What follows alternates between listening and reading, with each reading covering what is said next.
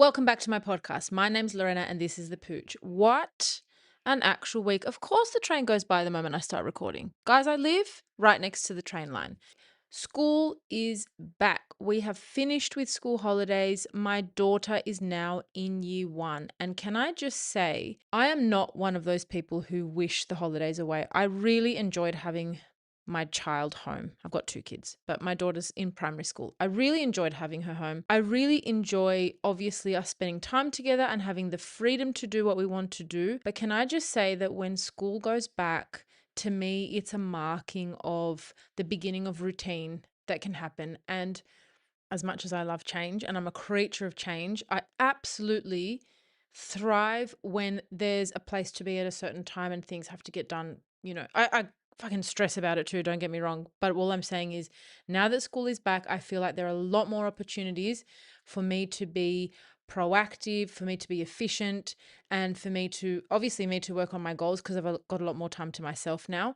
But just overall for us to function a little bit more, less like on holiday mode, more in kind of proactive action mode. Anyway, feeling a bit shitty about myself towards the end of the school holidays because I dedicated so much of my time to my kids, obviously, and planning, they had a combined party and was so much fun. We had a great time, but there was a lot. Both my kids have their birthdays 9 days apart. So it's very, very close. Anyway, so there was lots of plans, lots of activities, lots of things surrounding their birthdays, and everything else kind of got left to its own devices, let's put it that way.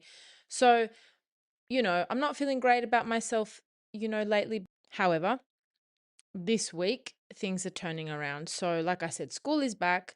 I'm starting to get a bit more traction with the progress towards my goals again. And the biggest thing that has been lacking, which is self-care, is slowly creeping back in. That's not much of an update, is it? How interesting is that? Interesting update, if you want to know, is last night I woke up at 2 a.m. with a migraine. I've only had two migraines before that. I woke up with a migraine and I didn't really clock that it was a migraine because the last two times I had a migraine, I was seeing the aura that you see. I have like this vision that happens in my eye. It's happened twice. I obviously woke up after all that happened and I basically spent half the night throwing up. So that's a fun fact about me, that I have been feeling like rubbish. But anyway, I'm here, I'm excited and ready for today's episode 62. What I want to talk about today is we're burnt out, right? Mums are burnt out. We need to do something about it. And I speak a lot about self-care and I talk a lot about the importance of self-care, but I just want to get a little bit deeper today. So the other day I saw a TikTok that really stuck with me and I think it really inspired this conversation that I want to have with you. I have been, like I said, emphasizing a lot about the importance of self-care, particularly lately, particularly when, like in real time, you're seeing me come to terms with the fact that self-care is the most important thing that a mum should be engaging in. And the more time I spend thinking about it, the more time I spend in this life as a mum, but also contemplating the content that I'm creating, the more I realize that there is nothing more important as a mum to be taking care of your needs. Self-care and self-love is actually the thing that is missing, which is causing so much of this identity crisis that a lot of new mums have. The lack of this time that we spend on just like catering to our basic needs, let alone pursuing our goals, pursuing our interests, being us in a moment where we turn into mothers, actually being the you that you are. That piece that is missing, that piece of the puzzle that is missing, is I believe is what's spiraling into so many other issues for mums. So anyway, I saw this post on TikTok the other day which kind of struck a chord with me. The post was of a woman basically explaining that she had been seeing a counselor who advised her that she needed to engage in more self-care to manage her symptoms of burnout, and she was really cut by this suggestion. The post highlighted how this conversation around self-care is very much a band-aid to the motherhood issue within the patriarchy, and it actually is pushing women to believe that self-care is the answer, and I guess blocking them from paying attention to the real problem. Women are in this position because we have a broken system. We're burnt out because we have a broken system. The lack of self-care isn't the reason. The broken system is the reason, and the broken system is the thing that leads to a lack of self-care. When a woman becomes a mother, in most cases, she's pulled under And honestly, I see it with so many women. They can't find the space to catch their breath unless someone graciously gifts them time. A lot of mums exist, and I did for a period of time as well. They exist in a reality where they're literally on hold for someone else to gift them time. Something that obviously before you have kids is not your reality whatsoever. And then suddenly you are at the mercy of everybody else. The system that we live in forces women into extreme self sacrifice. And in so many cases, I believe this is why women feel like they lose themselves in motherhood.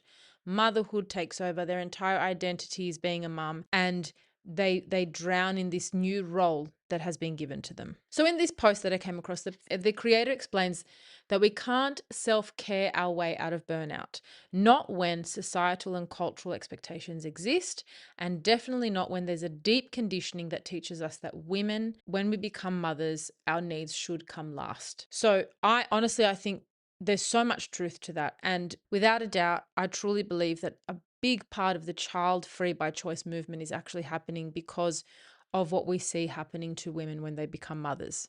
So, yeah, the thing is, I completely agree with the post to a degree in the sense that tacking on self care amongst the rest of things mums tend to be responsible for just adds to the productivity that's expected of women. You're expected to basically be the default and have everything under your wing and everything taken care of.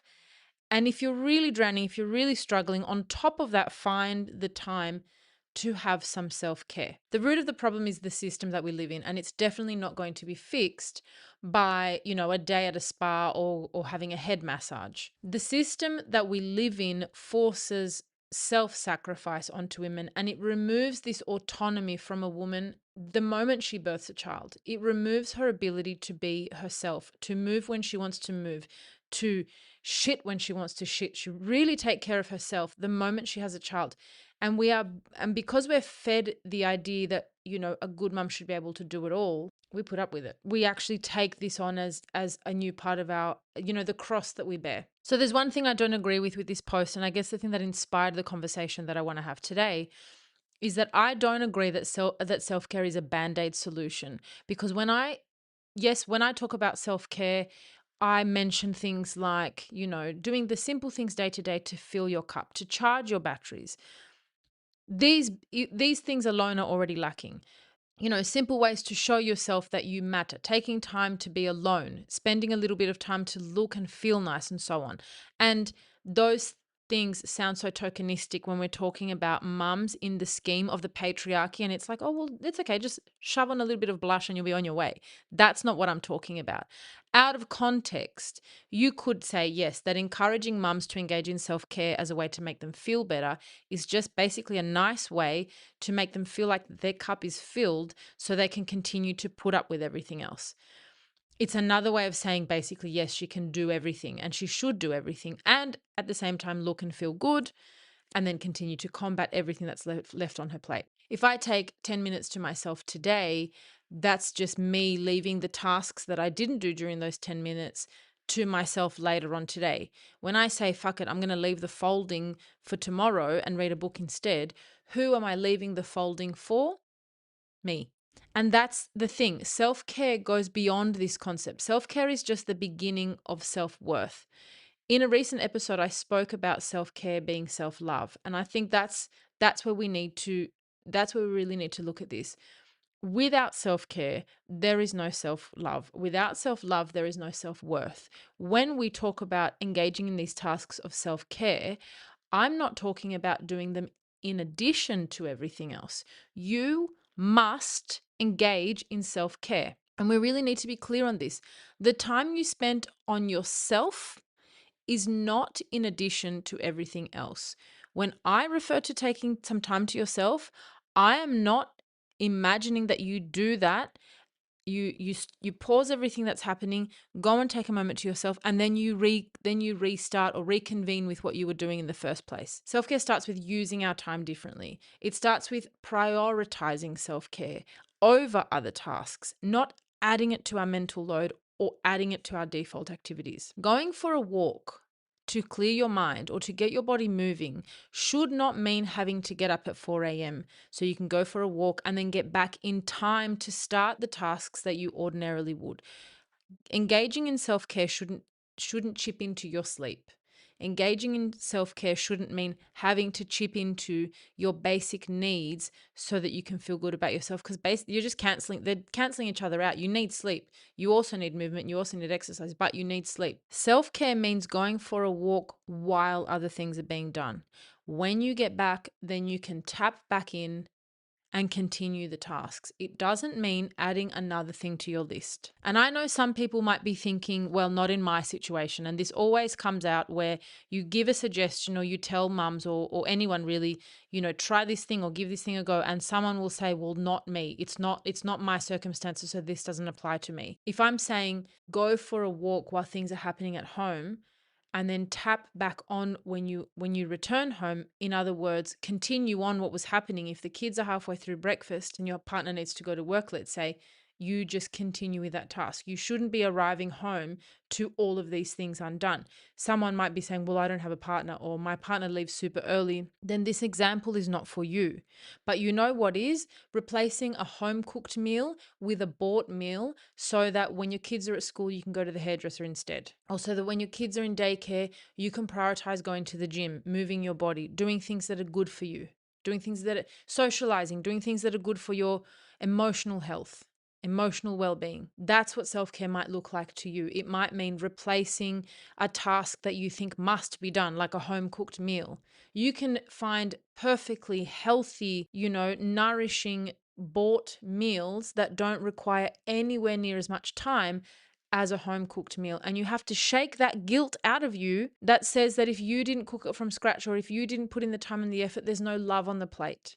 Because if you're drowning in burnout and you're not able to meet your own needs, I promise you, your kids are going to be worse off than if you traded some of that time, traded some of that so-called love on a plate with taking care of yourself. Anything that you can take off your plate and include self-care instead is how we move away from burnout. We are not talking about adding self-care to our list of things to do. We are talking about self-care is essential, therefore something else has to move.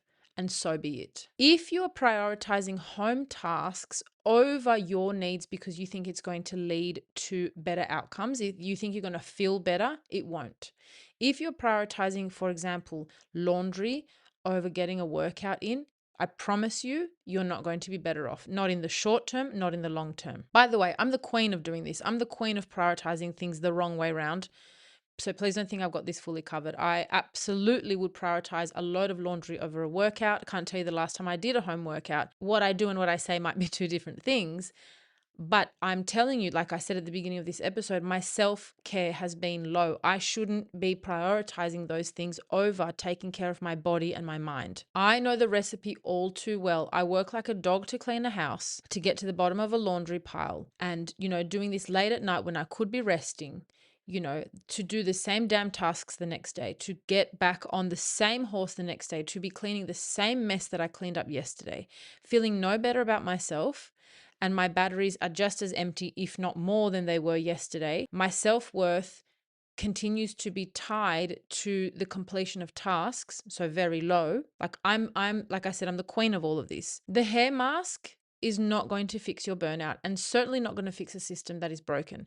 But here's what we need to do to start, because we need to stop being burnt out. We need to stop allowing that into our lives. We should have never been burnt out in the first place. What I want to talk to you about today is two things that we need to start doing differently as of today, from this moment, because burnout should not exist in our lives. The first thing we're going to start doing differently is we're going to stop asking. Stop asking. For way too long, I saw my own needs at the bottom of the list. I would wait until someone offered me some time.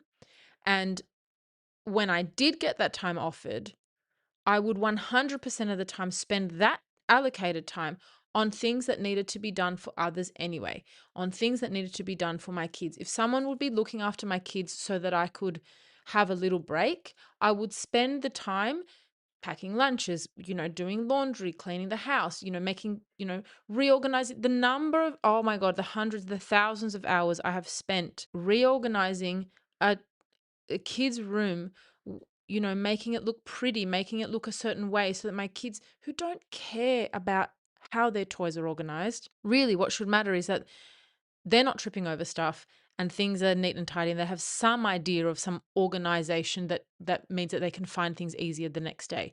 Not that I dedicate thousands of hours of their life so far in organizing things in a way that looks nice, looks neat, is super, easy to reach and all this stuff. That's not important. And spending the few opportunities that I have to get a break on those tasks is just, honestly, it's a fucking martyr. Like, why would I have used those pockets of time to do anything but refill my cup, to do anything but recharge my batteries?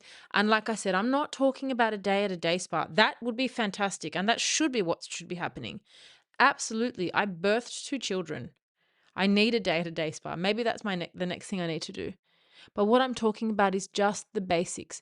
Get some sun in your eyes, move your body, meditate, read a book, catch up with a friend. They're the things that should be happening when you get a break. After having both my babies, and I've spoken about this before, I went and saw a physio to help with my core. Can I tell you, I did about 2 sessions after each baby before I decided that I couldn't justify spending the money. Like, explain that one to me, especially because I wasn't doing the exercises I was supposed to be doing at home. Why wasn't I doing those exercises? Because I kept prioritizing everything else. So, on top of the fact that I'm not doing them at home because I'm prioritizing everything else, then I'm like, well, if I'm not doing them at home, I'm not going to go see the physio because what's the point? What a waste of money. I should be spending it on something else. You want to hear something messed up? I can't tell you how much money I've spent on baby chinos without questioning it because it makes my kids happy. I don't regret it, but I'm just saying I'm perfectly happy to spend money on an extremely expensive little tiny cup of milk, which honestly should be free if I'm buying a coffee.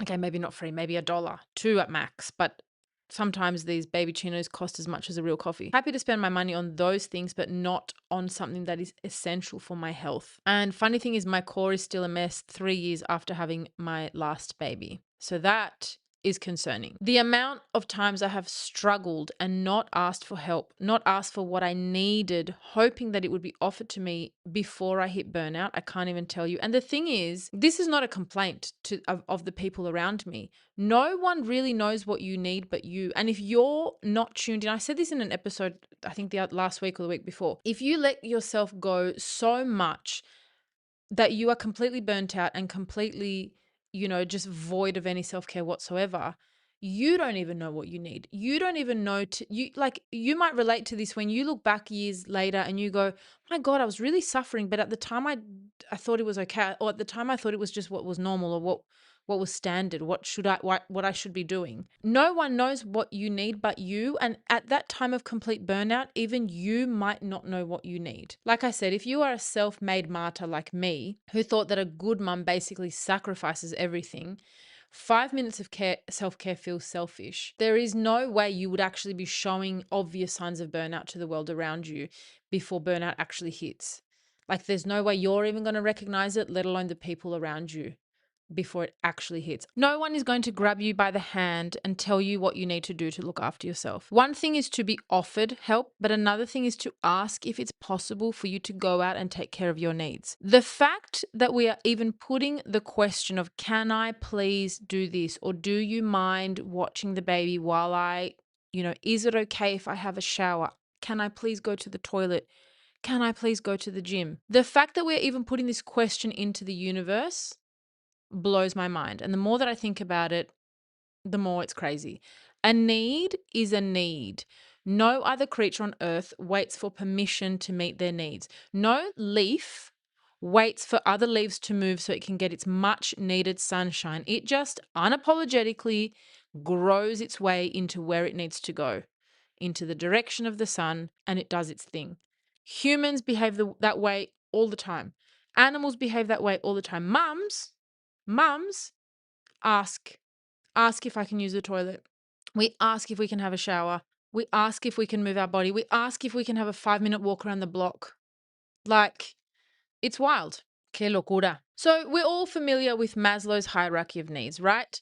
This takes me right back to training that I used to do for work. Fun fact, because I haven't really given a lot of history or context into my past job. But for basically the longest of time, I worked in a learning and development team, and I worked in a role where I would provide a lot of training to people who delivered supports to people with disability.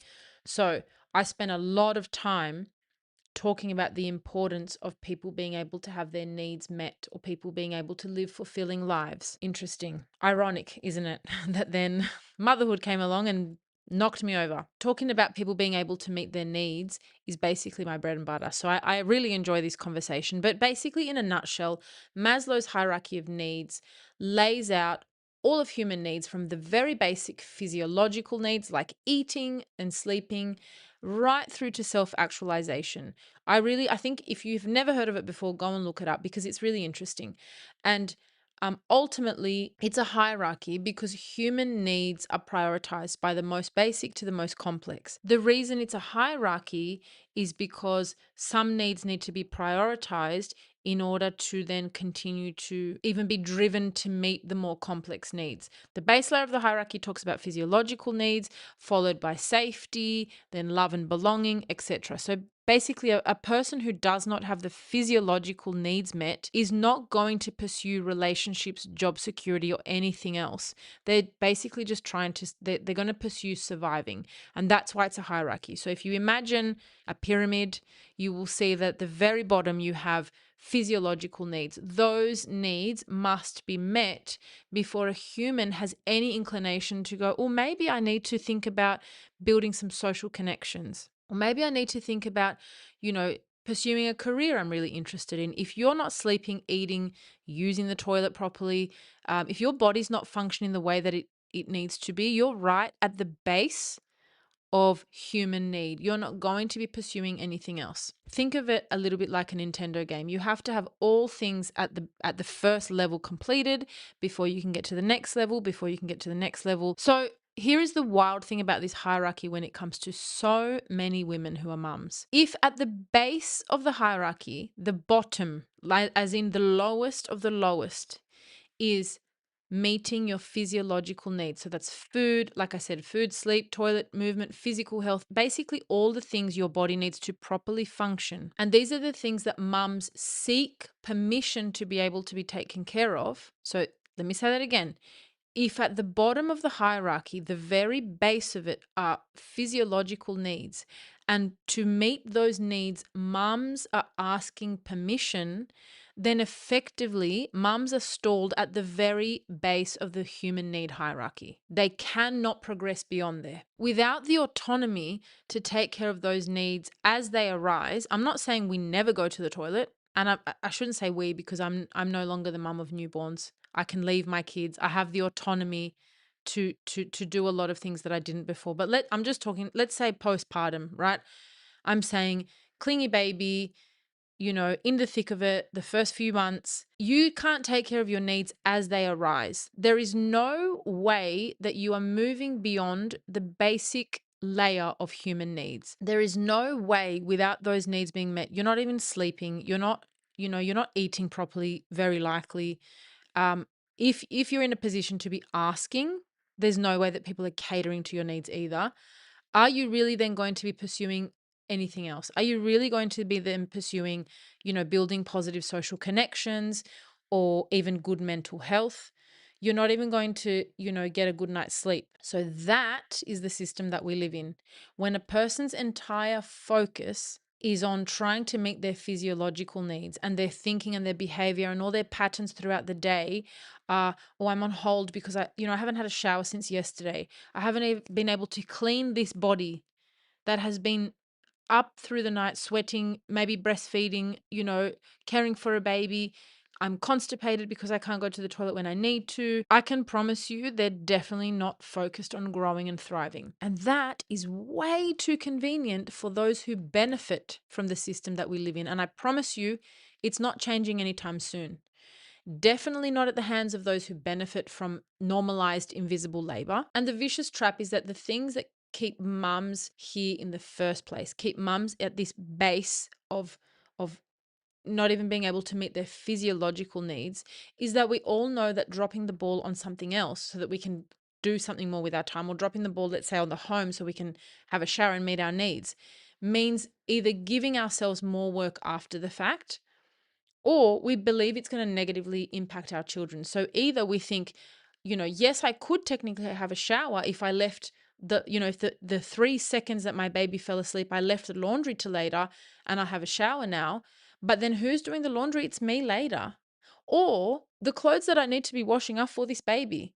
So I'm negatively impacting my child by choosing to prioritize even meeting my needs. One thing I will promise you is keeping things the way that they are, keeping things operating in the system that we currently live in and that we have lived in for a very long time, is feeding the system we live in will, without a doubt, negatively impact our children. If we don't change the system that we live in, if we don't change the fact that women, mums, are struggling for 5 minutes of self-care throughout an entire day. I think I read a study in the last episode I did that said that mums of newborns have maximum 1 hour of so-called downtime throughout their day, as in a break, as in time to do what they need to do, scattered throughout the day. That's minutes at a time. An hour is nothing. So if you're going to say an hour is fantastic, it's nothing. If you're going to tell me, oh, but in the workplace you get half an hour lunch break, don't come at me with that, because you also get to commute to work and have some time to yourself. You also get to go to the toilet, have some time to yourself. You also get to have an adult to adult conversation. You fill your cup in so many ways. I'm not talking about having a break in terms of being on your own.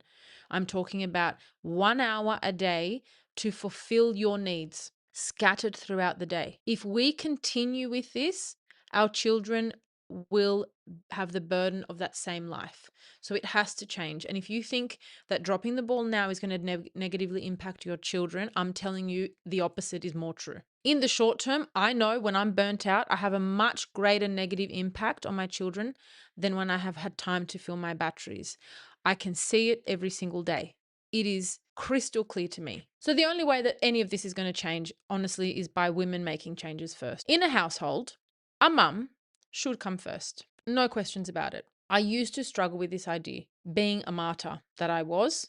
But for as long as a mum needs to nurture her children, for as long as a mum plays any role in managing the home, which is the system that we live in, then her needs should come first.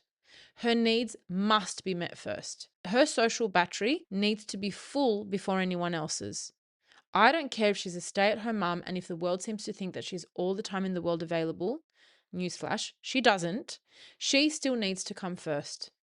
Because if there is so much expected of her, just nurturing the baby, let's say that, like, not even the home, let's say forget the home, pretend the home was just managed by somebody else, just the fact that she's responsible for a human life, we're expecting her to nurture a baby or nurture children, should be enough of a reason that she needs to put her needs first. I also don't care if she's a working mum and there's this perceived break from home where she goes to work because she's working, she still needs time to meet her needs before everybody else, because she's still responsible for everything else. Why is one person asking for permission to do things and the other one is not? That's a question that I ask myself every single day.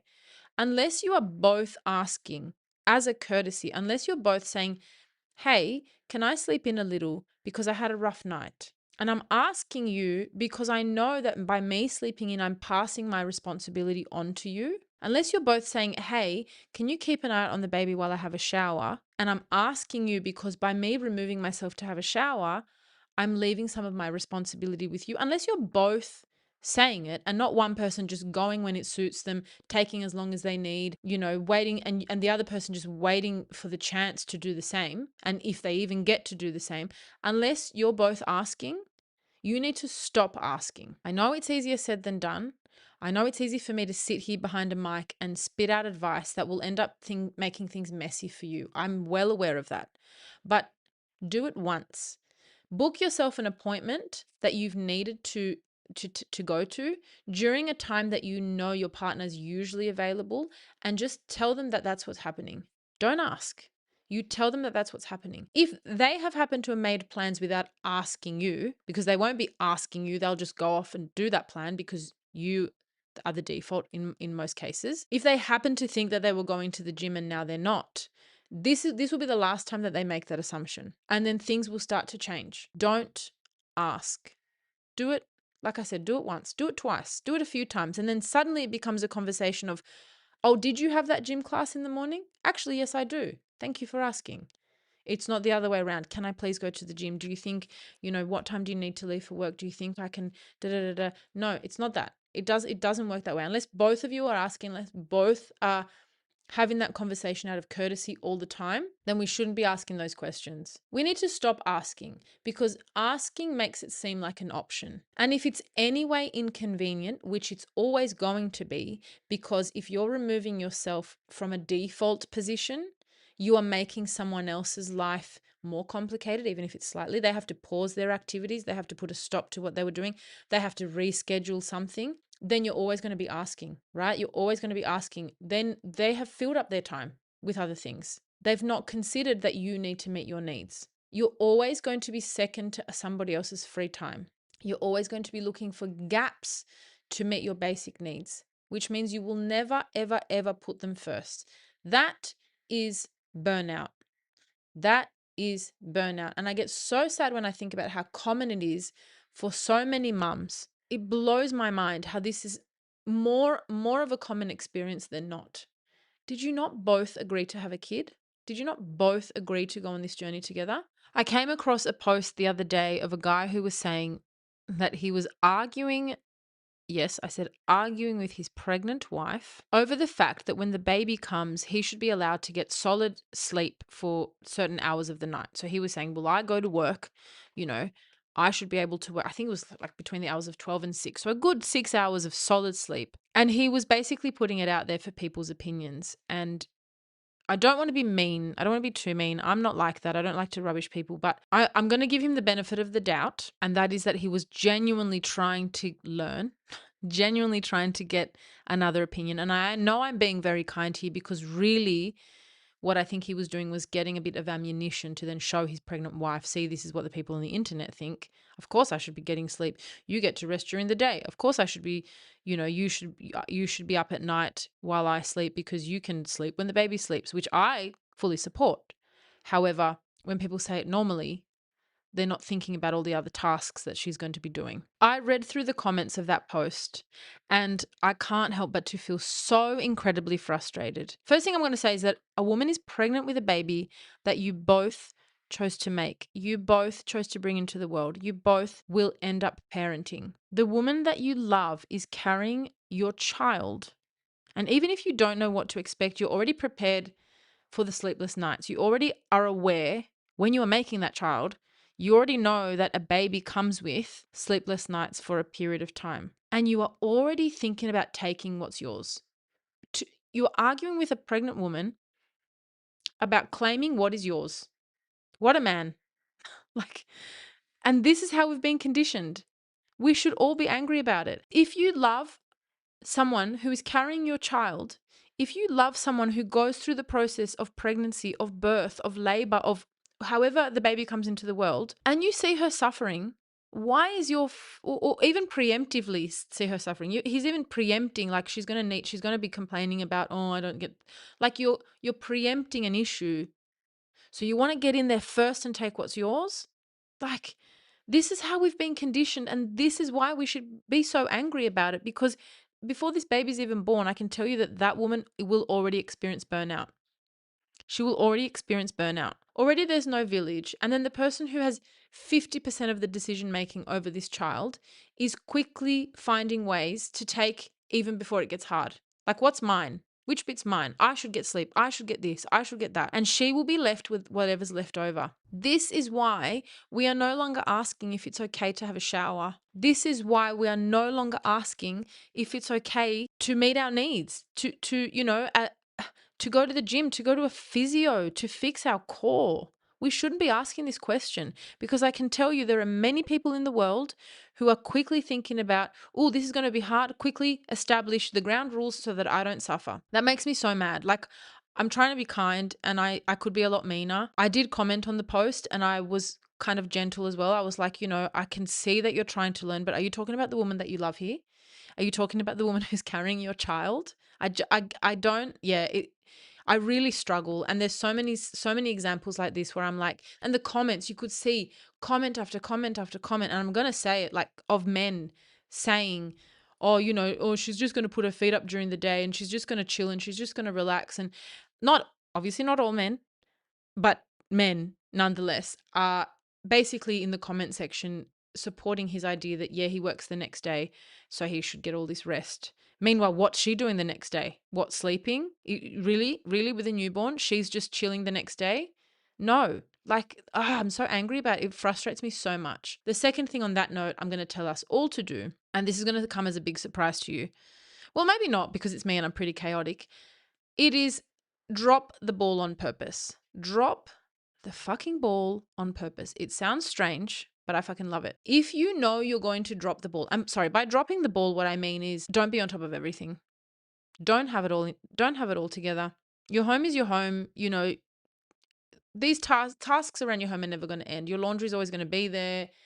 It's always going to pile up. This shit's going to be all over the place. Potentially at times, your house is going to be messy, chaotic. What I'm talking about is proactively knowing that it's going to happen, almost making the decision about it happening, as opposed to being on the other end of it, trying to keep the ball up in the air and then struggling because you've dropped the ball. If you know you're going to drop the ball, and especially in exchange for self-care, like I'm saying, we're going to be engaging in a lot more self-care, a lot more exercise, eating healthily, taking time to fucking meditate, read a book, whatever it is. If we know we're exchanging that for tasks that are not as important and we're making a decision about doing it, then good, drop the ball. The beauty of being so-called responsible for it all is that actually you get to decide. You get to decide when it's done. You get to decide if it's done and how it's done. If you are going to be in a default position, if you're going to be left in a default position, because being the default is basically being left with whatever's left over, right? So if you're going to be left in a default position, then you need to flip the control switch. I will do it my way or not at all. If I'm at home all day, every day, looking after kids, cleaning, cooking, laundry, etc., there is no way I will be doing it on someone else's watch. Until there's even distribution of the mental load and the physical load surrounding a family by two people that chose to have a family, then you do it your way. I posted a video the other day about, basically it was just me getting ready to go out, and I explained that on this particular day I had dropped the ball on purpose. And obviously, aside from my kids being healthy and safe, all other tasks came second to me taking care of my needs. Basically, I came first. Everything else could wait. Because I'm likely going to have to deal with them another time anyway. Like I said in the post, I'll probably be cleaning tomorrow anyway. So I rather than doing all those tasks first and then leaving myself to get ready for last. And let's be honest, any time that I would have allocated to getting ready would have been eaten into by the other tasks that would have taken priority. I just chose not to do them. So I said I dropped the ball that day. I had dropped my standards and it felt great. I'm going to deal with this tomorrow anyway. But what felt good was being intentional about it. And it's not that I dropped them because I didn't have time. It's not that, I ran out of the capacity to do them or there was just too much on my plate. It was like, I'm just not doing it today. When you drop the ball because you just can't juggle anymore, it feels like it's out of your control and it feels like a failed attempt at keeping it all together, which is a really shit feeling. But when you decide to do so, when it's intentional, that sounds weird to be intentionally messy or whatever, but you know what I mean, right? Intentionally saying, I can see that there's a load of washing that needs to be hung outside. I also know I've got about an hour before I need to leave the house. I'm going to deal with that another time. I'll run it in the machine again. Don't pretend we don't all do that.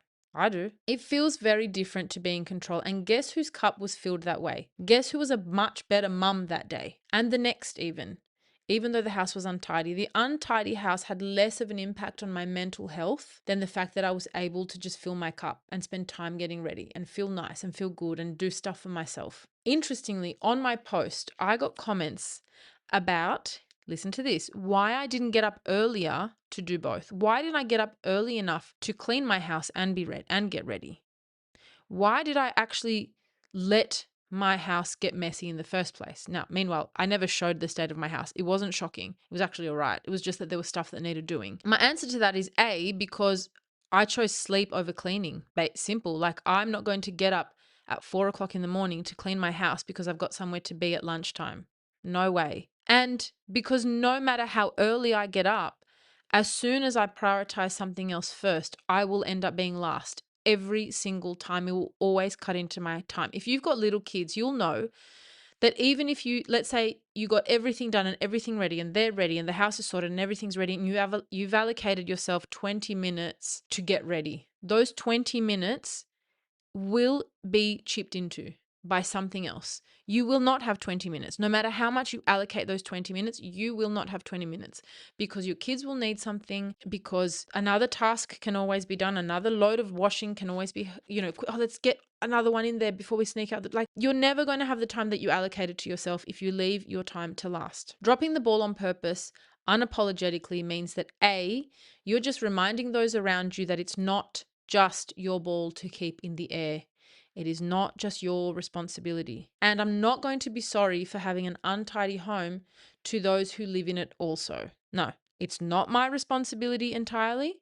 It's partly my responsibility, and I get to it when I can, but it's not my responsibility entirely, and I will not be apologizing to others who share the same space as me. And B, it also means that you're just going to practice putting your needs first. The more you practice putting your needs first, the more you understand how important it is, the more it's hard to go back the other way. You're going to do a workout, yes, maybe in your living room, but not after everything else is done. Yeah, if you're doing a workout and your recycling is overflowing, good. Let it overflow. Let it become a trip hazard as far as I'm concerned. Your workout is more important. And I'm well aware that by me saying this, I'm going to piss people off. I'm okay with that. I know it's easy to say it. I know if someone told me, well, then just leave it and see when it gets done. Leave it. Just don't do it. Do your exercise. Leave everything a mess. I would have said, oh yeah, but then I have to suffer in the messy home. I completely get it. I did say it. I did. On many occasions, I did say, like, I just can't keep on top of things. I actually got so emotional yesterday because I was looking back at some of my earlier YouTube videos of when I just had my son. So, nearly 3 years ago. And I have one video of me sobbing because I just couldn't get on top of things. And when I look at me in that video, I was actually upset watching it because I was like, I understand how much my environment was tied to my mental health, but I didn't realize at the time how much more important it was to cater to my needs. So I had left my self-care to just be non-existent, and I was crying because, it was the end of the day and I still hadn't hung out the washing that I had put in the machine in the morning, and it was all, it was really, really frustrating me. I was overstimulated, I was exhausted, and I knew that the next day was just going to be the same, and I was just drowning. So I get it. I get it when I'm here saying just drop the ball, just let the recycling overflow. I get it. And it's not as easy as what I'm making it out to be. So I do get it. And as tone deaf as I might sound, particularly to the ears of a new mum, I have been there too. And I would have turned this off at this point right now. So if you're listening to this podcast, I would have switched it off and been like, oh, this dad thinks that I'm going to leave my house in a state and it's going to help my mental health, right? There will come a time when you're ready to hear this, and maybe you want to come back to this later. I just hope it comes sooner rather than later.